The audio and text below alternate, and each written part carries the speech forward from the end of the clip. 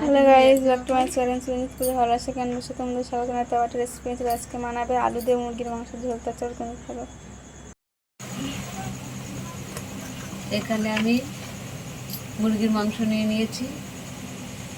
তো মুরগির মাংসের মধ্যে আমি তেল দিয়ে দিলাম,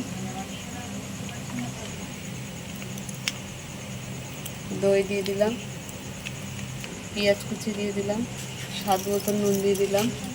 এখানে পাকা কাঁচা লঙ্কা আছে, রসুন আছে, আদা আছে, পেঁয়াজ বাটা আছে, দিয়ে দিলাম।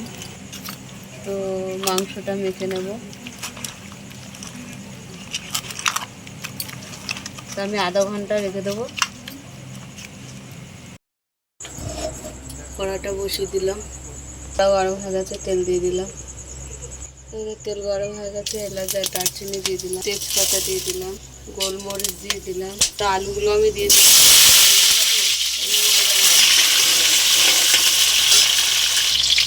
হলুদ দিয়ে দিলাম, পাউডার দিয়ে দিলাম, চিকেনটা ম্যারিনেট করা চিকেনটা দিয়ে দিলাম।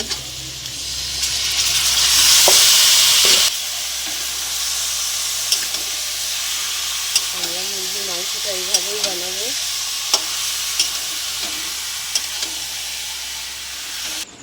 তো মাংসটা চাপা দিয়ে কষে নেবো।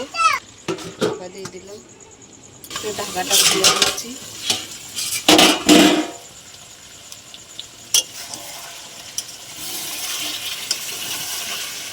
এখানে আমি চিকেন মশলা দিয়ে দিলাম, এটাকে ভালো করে কষে নিয়েছি। দিয়ে দিলাম, চাপা দিয়ে দিলাম আরও।